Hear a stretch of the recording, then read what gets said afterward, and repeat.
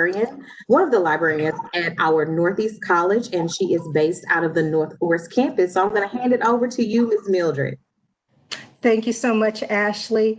Good afternoon, everybody, and welcome to this session. I'm very excited to be talking to you about the resources and services that we have available at HCC Libraries. So let's just get right into things. I want to talk a little bit. Here's my contact information that's right here on the screen. And I'll be sharing it with you a little bit later throughout the end of the presentation, but you can always feel free to reach out to me at mildred.joseph@hccs.edu. And also my telephone number is 713-718-5824. Generally, I work from 7:30 to 4 o'clock Monday through Friday, and don't be shy about reaching out to me. Let's talk a little bit about the hours that we have available for the library. As you know, the HCC campus are physically closed right now, and that would include our library spaces, but we still are available to you Monday through Thursday until 9 p.m., Friday until 4 o'clock, and then we do have hours on the weekend from 9 to 3, and Sundays from 12 to 6. Our online resources are available on our website 24/7. And even though you can't walk in to speak with us, we are available for chat during these hours. And in a few moments, what we're going to do is we'll go on the library's website, and I will show you the chat feature that we have available so that you can get in contact with us and interact with us. So I just want to give you a quick overview of some of the resources that we have available through HCC Libraries on our website. Guys, we have got over 271 databases that give you access to over 287,000 ebooks on a variety of resources. We have over 37,000 e-journals that give you access to millions of articles, and we're always adding a variety of resources. The collections are constantly growing. And it's not just books and journals. We also have like documentary films, radio broadcasts. So we do have some multimedia type resources as well. Talking a little bit about our physical spaces, we do have a total of 15 libraries that are sprinkled throughout Houston Community College. We have 9 of libraries. These are kind of like what you think of when you think of a traditional library. We've got our bookshelves and our computers and things like that. We have 9 large locations. And then we have 6 smaller locations that we call ERCs. These are electronic resource centers. These are digital libraries. So these are a little bit more tech heavy, and they're a little bit smaller. As I said, right now we are physically closed. At some point, we will be reopening our facilities, but not all 15 facilities will be open. Just a few of our larger locations will be open. At this point, we don't know exactly what our hours will be. Also, we don't know what specific locations will be open.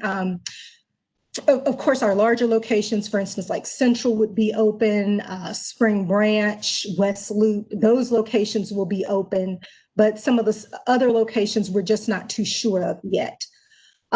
We may be opening on October the 5th. Again, don't quote me on that, but we are planning on reopening, but just visit our website, and that way you can kind of stay up to date on when we will be opening and available to you to come in and utilize the space. So I almost feel like I'm kind of delivering just really kind of sad news with this, but our 2 most popular services that we did have prior to closing during the pandemic were that we did loan out Chromebooks to students. We have well over 800 Chromebooks available throughout HCC libraries that we would lend out to students for a 3-week period, and you could do 2 3-week renewals. Again, right now that is on hold.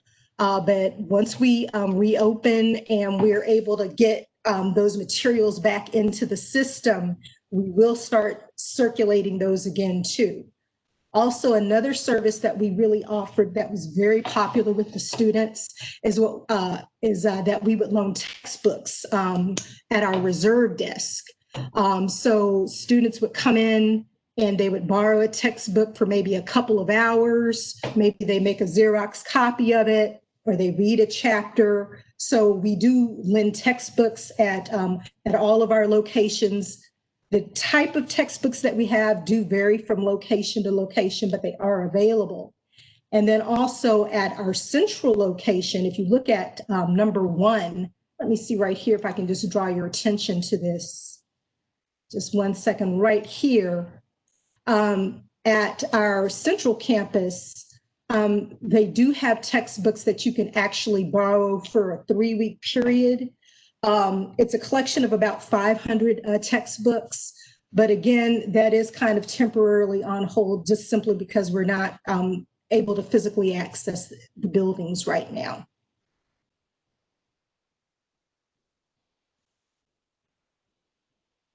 Give me just 1 moment.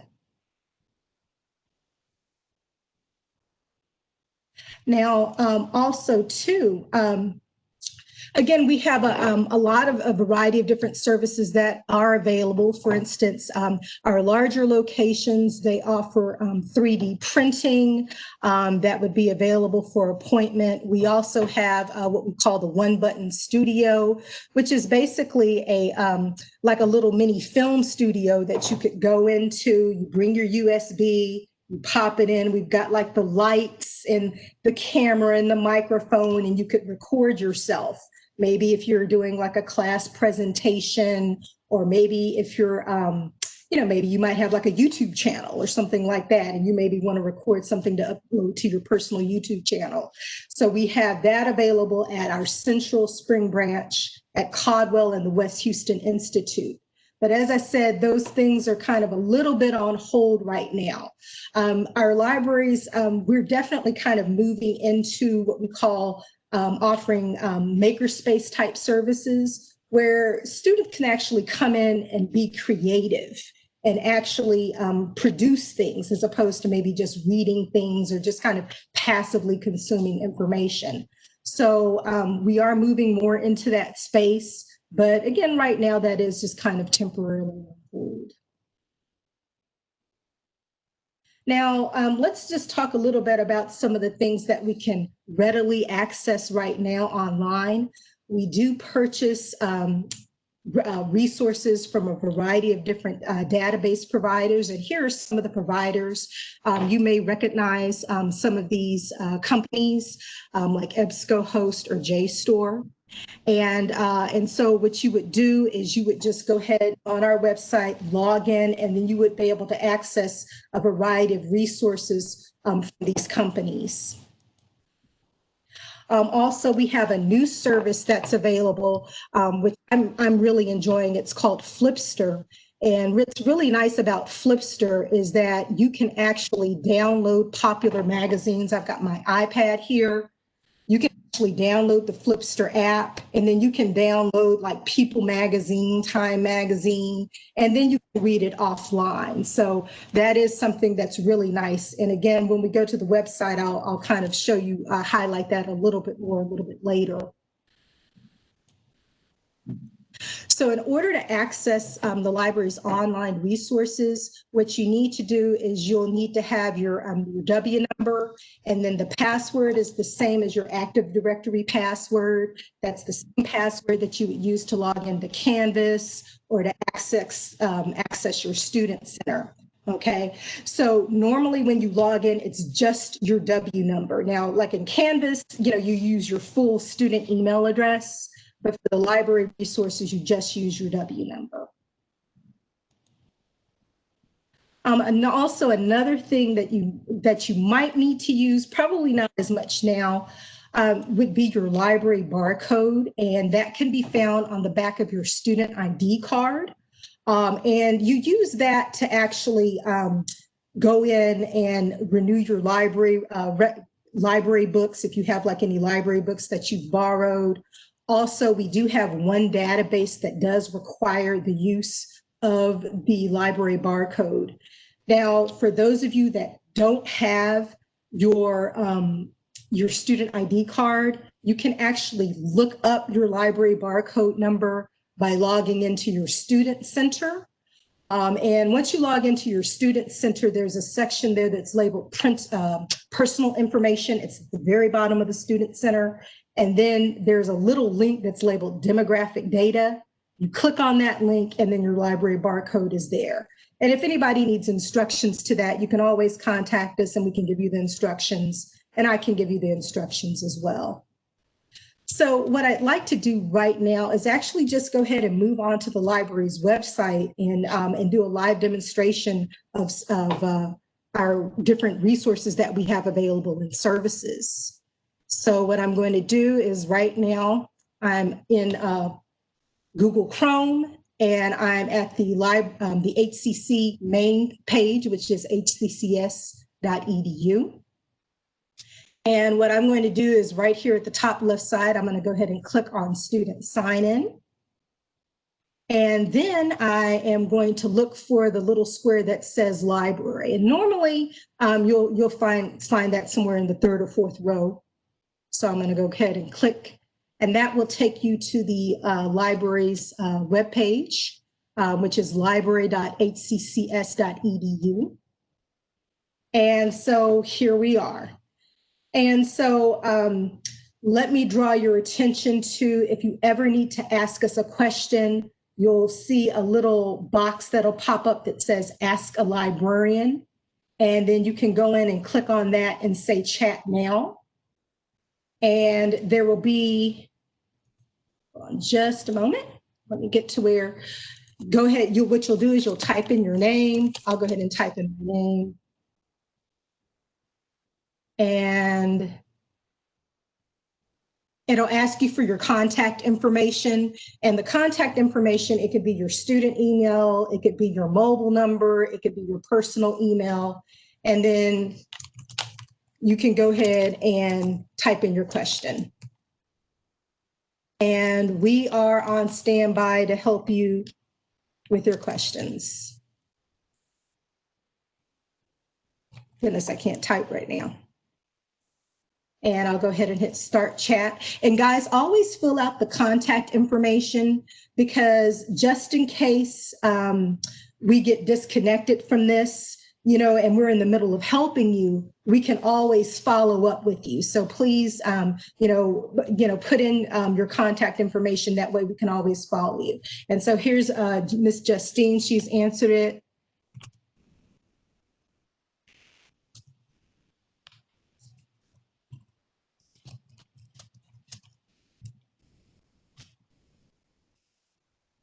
And I'll just go ahead and reply.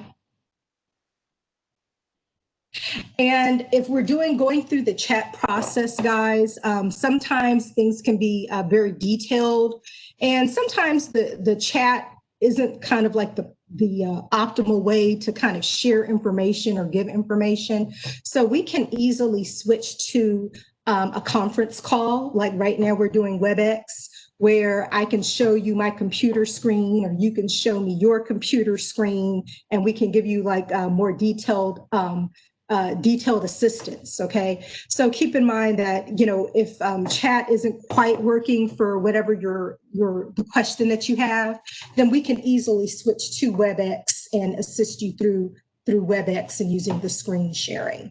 Okay, so let me go ahead and close this. I'm going to end the chat. And we do ask you to rate the chat and submit your feedback. I'll submit feedback and then I'll close.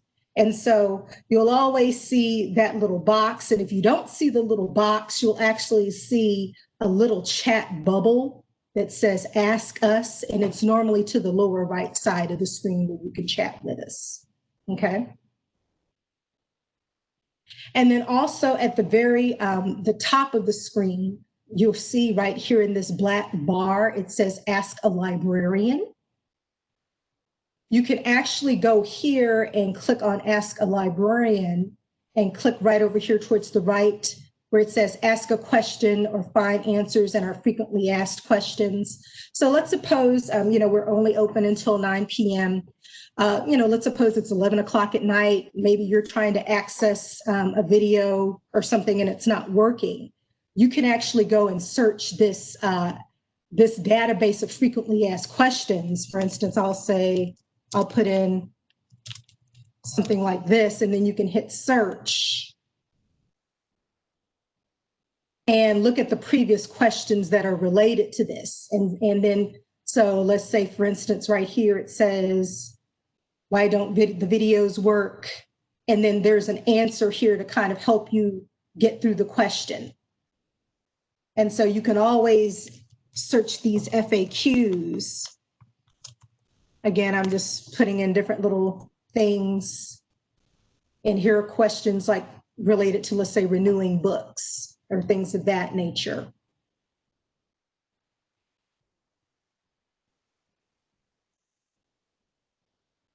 Also going here to the Ask a Librarian.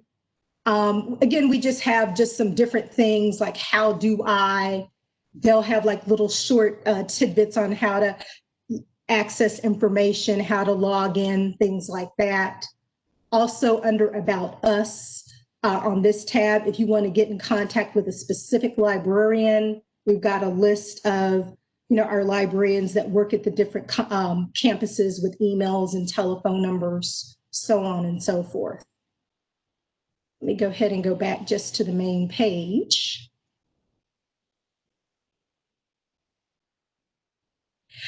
Now, I also want to draw your attention right here to this little blue box.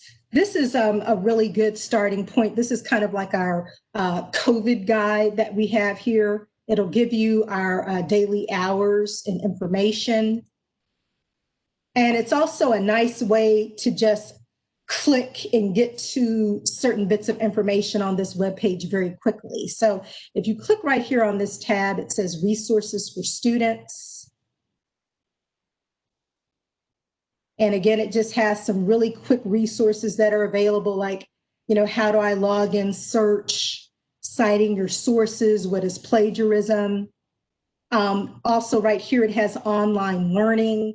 And so this is to our research tutorial that we have on how to do college level research, watching recordings of some of our webinars, how to register for a live webinar, because we do offer a lot of really wonderful webinars that you can use that'll help you with your research. So if you click on that link, it will show you all the different webinars that we have available. And all you have to do is just click on these links to register for the webinar of your choice, very similar to the way you registered for this event.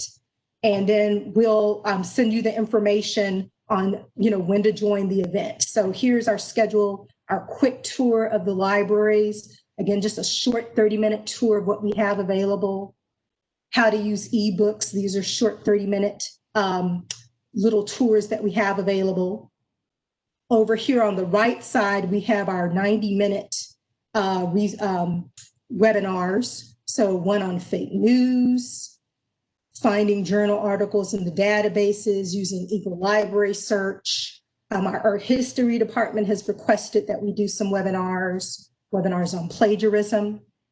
Guys, if you're going to be doing research papers and your professor tells you you have to do a research paper in APA style or MLA style or Chicago style, we have, again, all throughout the entire semester, we're offering webinars that you can sign up and register for on that. So let's say you have to do a APA style research paper for your psychology class, okay? Here are all the dates that we're offering. And you can pick the day of your choice and then just sign up and register for that particular event.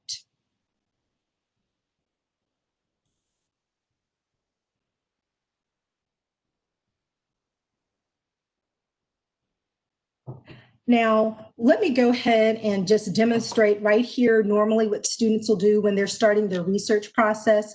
is they'll go right here to the what we call the Eagle Library search. And remember, I told you that we have over 271 databases, okay? So what the Eagle Library search does is it takes our most popular databases.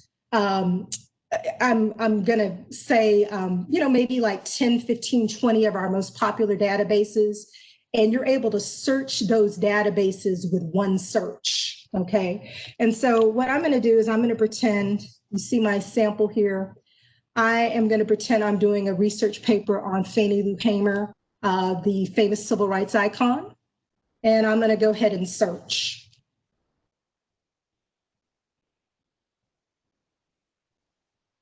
And Eagle Library Search has given me a total of 1,300 results, okay?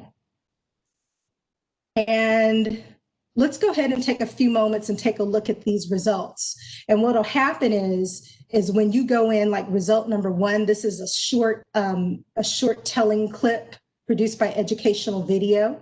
Okay, so this is a video, and it says watch online at Alexander Street. That's one of the database vendors that we have. So I'm going to click, it prompts me to log in. So at this point, what you would do as a student, you'd put in your W number and then your student system sign-in password and hit login.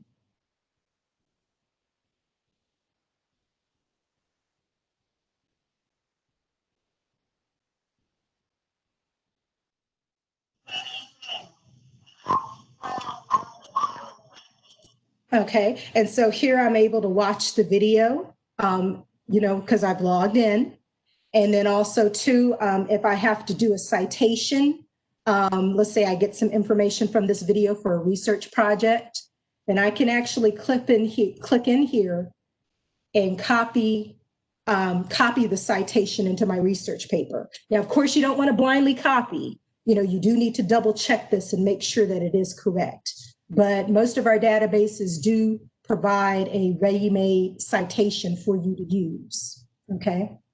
Let's go back to that result list and take a look. Now, here, the second item on this list, Fannie Lou Hamer, The Life of a Civil Rights Icon. This is an ebook, okay? All right. And if you notice, it says PDF full text finder, where you can kind of search for certain things within the book.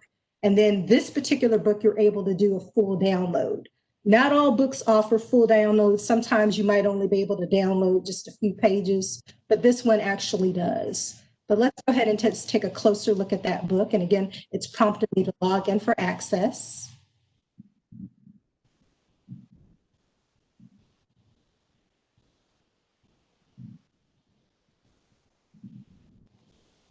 And again, here I am on the left side. You see there's the table of contents. I'm looking at chapter 1. And notice if you look at the top, you've got options to download. Ms. Mildred, when they download, is it theirs to keep it on their device? So if they download it on their laptop or desktop, will it be theirs? Yeah. So if they download that PDF file, or that is theirs to keep. That is to keep. Yeah. And as I said, now keep in mind, just depending on who the resource comes from. So for instance, JSTOR and Springer Link, they're with those resources, you'll almost be able to get like pretty much the entire book if you want, or you could just download a chapter. Some people, like this is coming through EBSCO, they're a little bit more, they're not as liberal, I guess, with their loaning policy, with their access. But once you actually download it, then it is yours to keep. If I downloaded this chapter 1, then I've got chapter 1. Okay. So let me go ahead and go back to this results list. Okay, oops, went back a little bit too far. Let me go ahead and bring that up again. Okay. Give me just 1 second. All right.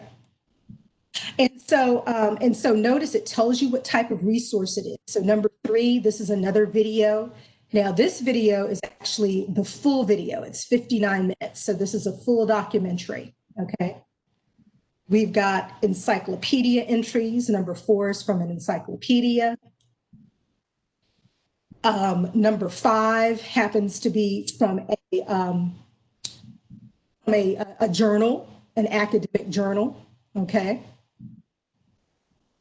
And also what I want to draw your attention to is if you look on the left side here where it says refined results, you have a way to kind of narrow down your results. So for instance, if you wanted to just see what was available from peer-reviewed journals, you could click on peer-reviewed journals and see what's available. The resources are published from 1963 to 2020, but if you wanted to limit the date for some reason, you could go and move this along if you wanted to, okay, and limit by date. Also, what I like here is limiting by format. So here it tells you you got 288 of the 1,300 results come from newspapers, 284 magazine articles, reviews. These are like book reviews, okay? And then we have 153 articles from academic journals and then 147 books. So for instance, if your instructor was like, well, you know, you need to have some academic journal articles, you could just say, okay, you know what? Let me just take a look at the academic journal articles, okay? And then these are 153 articles from a variety of different academic resources. So different from when I was in college. This is like so easy. I don't remember it being this easy when searching for scholarly journals. You can just click a button. It's like, ta-da, right there. Right. It's definitely a lot easier than it used to be for sure. Okay. Now one thing that you can do, keep in mind that if Eagle Library search, maybe you don't get the results that you want using the Eagle Library search, you can search the databases individually or by subject. So really quickly, let me show you guys how to do that.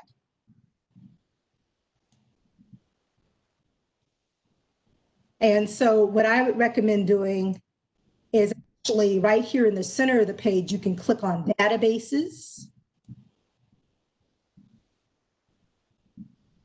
And see, notice it says we've got an alphabetical listing of all of our different databases. There are over 284 of them, okay? And what I like normally is I like to search by subject. So for instance, you know, if you're kind of like, okay, we were just looking at a historical figure. So you could go in and let's say, look at the history databases, and then it has 44 databases. And so notice you've got the Alexander Street video, and then all these individual databases that you can go in and search individually. So for instance, I might go to Gill and Context US History.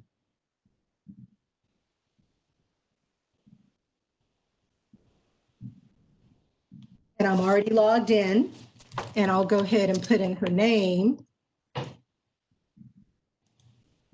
and do a search and see what comes out in this individual database. And so there are 13 academic journal articles. So start your search off. I'd recommend starting off in the Eagle Library search, and then you can always dig a little bit deeper in the individual databases. Okay. And so, and notice that they have 13 academic journal articles, 2 primary sources, 12 reference. That's the those are things like encyclopedias, just little biographies. You know, instead of looking Wikipedia, look at these wonderful images. Okay. Oh my, this is like, yeah, amazing. right. I don't think I had this when I was in college to say that I think I had to search for every little thing and say that this is right now at the click of a button, and you know, they never have to leave the comfort of their home to get all this information. Right. And so, and it's really nice. So maybe you're doing a PowerPoint presentation for a class. You've got images right here that you can utilize. So it's just very, very convenient to have. And then, as I said, if you're struggling, you know, with maybe finding information, then that's where the chat comes in. You know, don't be shy about getting on the chat and ask questions, and saying, hey, this is my subject. I tried A, B, and C. I can't find anything. Can you help me? And then we can kind of take it from there. Okay. And let's see. Let me close this out.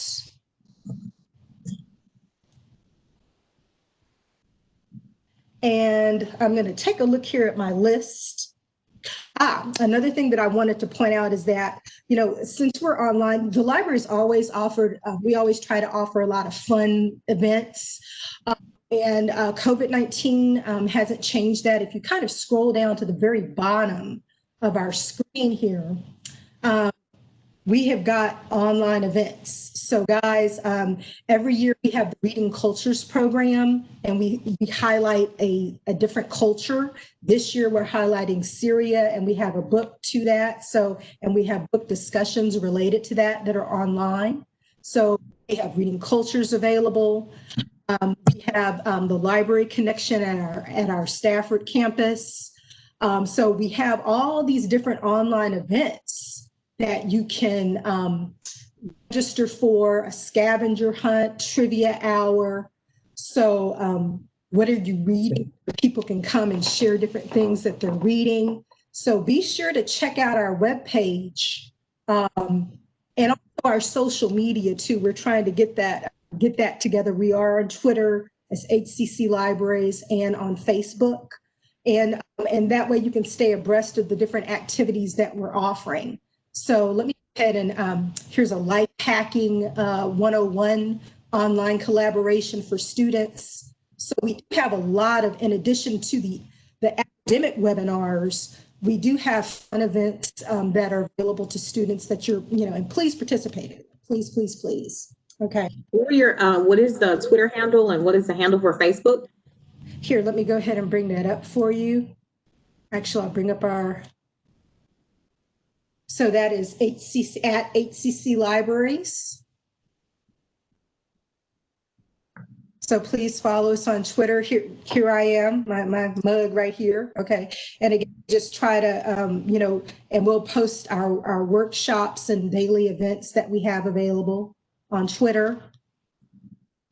Also too, we have Facebook. I'll just bring that up. HCC Libraries, or Houston Community College Libraries at HCC Libraries. Perfect. So please, keep us, follow us on those platforms.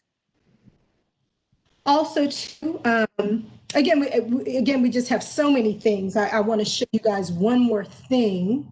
Actually, two more things. I want to talk about Flipster. So you kind of see this right in here. Flipster. And so as I said, what you can do is you can download the Flipster app to your Android device, or like your Kindle Fire, or to your Apple device. And once you download it, you'll go ahead and look for the HCC Libraries, and then you'll log in using your W number and password. And once you do that, guys, you can download these different magazines. Okay, again, GQ, Harper's Bazaar. So is that also for, a staff, faculty member? Yes, ma'am. These are some magazines that I subscribe to, and now that they can be digitally at the touch of my finger, I would love to be a part of this as well. Yes, ma'am, you certainly can. You download the Flipster app. I did it myself on my iPad. Look, I was sitting down in the bed, reading Vogue magazine, enjoying it. So I really like it. So New York. Yes. And of course, you can actually download it to your desktop computer as well if you want to. But to me, to get the benefit of it, download it to your mobile device. Okay. People Magazine, PC Gamer, we've just got all sorts of content, and you can download the issues. And what's really nice about Flipster is that, you can go back like several years, like on Vogue magazine, they had like 3 years worth of Vogue magazines that were available digitally.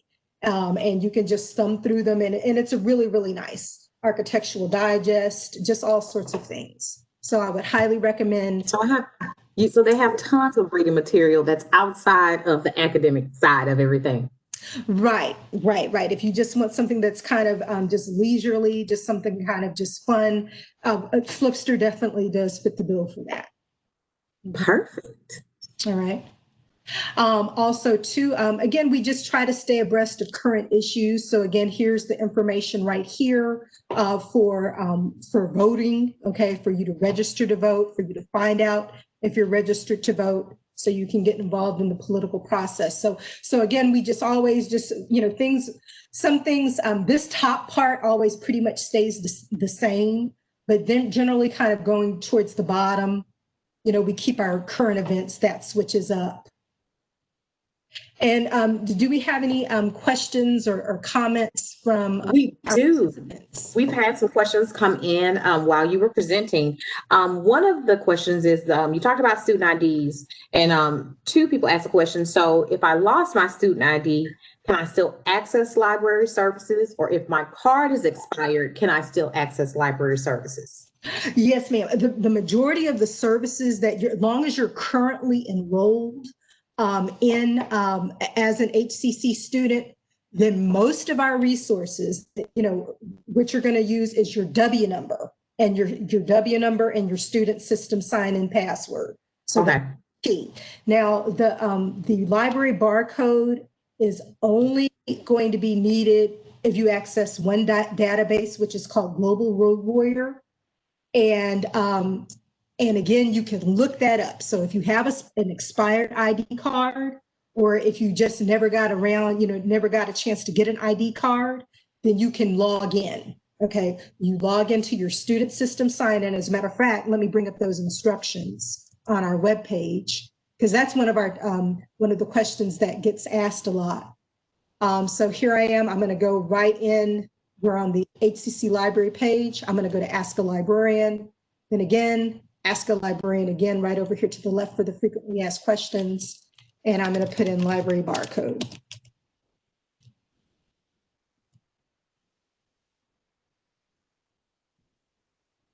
Okay. And so here are the steps for that. So just log in to your student system sign in. Okay. And what you're going to do is you're going to go to the Student Center. Okay.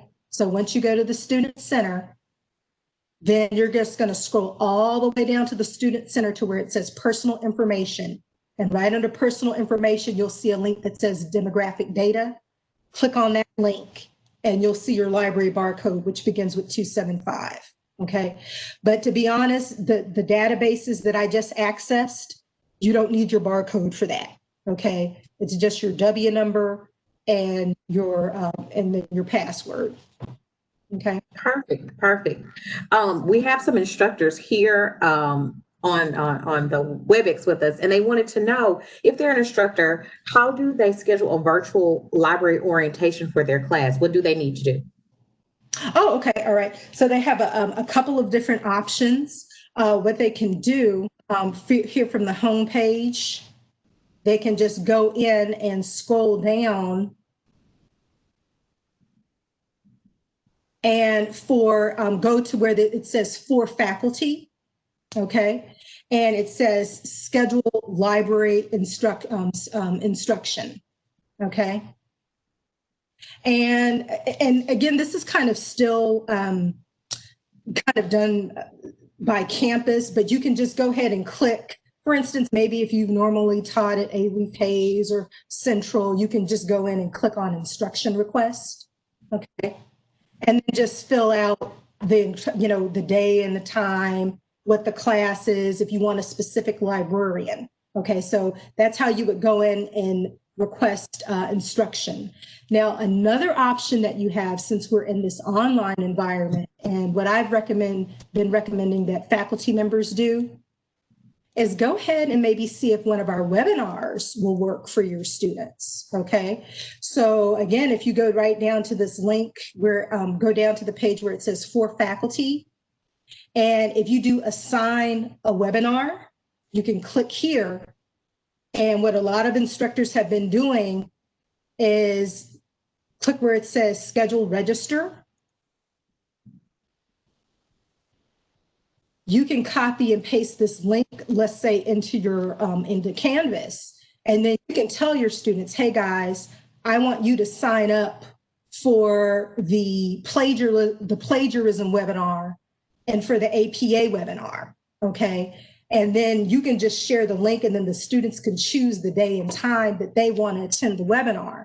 And what a lot of professors do is they'll give their students maybe like a little, some extra points for attending the webinars. So what'll happen is once the students register for the webinar, you give them the link, they click on the day. When they fill out the registration form, it will ask them the name of their professor, and does their professor need to know that they attended the webinar? And if the student fills out the form and says, yes, this is my professor's name, they need to know I attended, we'll alert you that they attended the webinar. Okay. So there are a couple of different ways for you to request instruction. We have another question.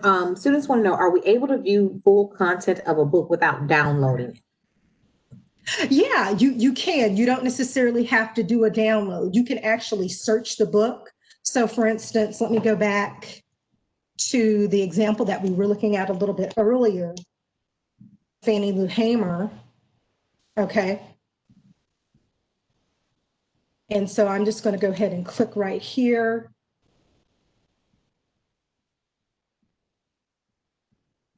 And when I click on this PDF full text, again, it's prompting me to log in.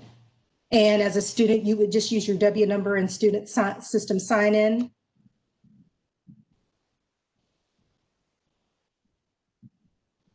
Okay, so this isn't a download, I'm just looking at it. So I could go ahead and click on the chapter that I want, read through it, search through it, and I could get any little bit of information that I need to get, without, just reading it and not having to download it. So yeah, you can definitely open it up and not have to download it and use it.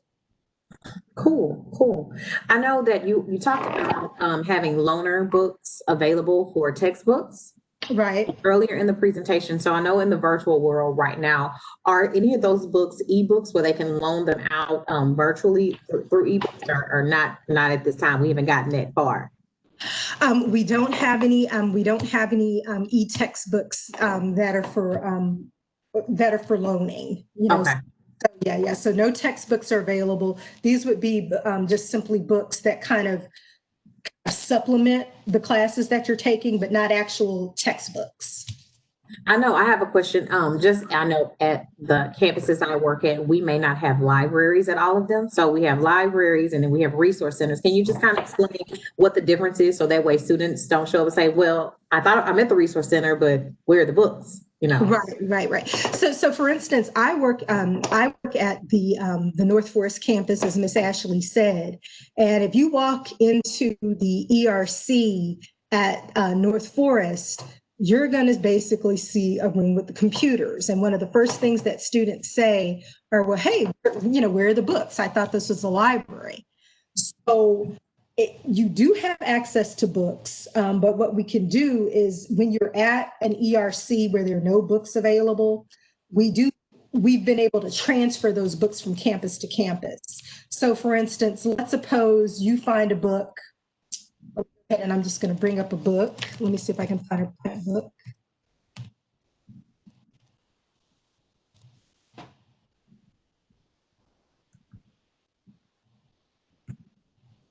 Okay, so here we have an actual physical book called The Voice of Freedom, okay?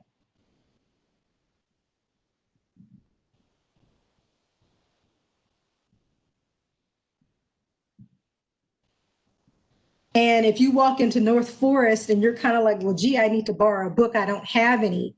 What I would do as a librarian is I would help you find the book that you want, and then you could go ahead and request it and have it sent to the North Forest campus, okay?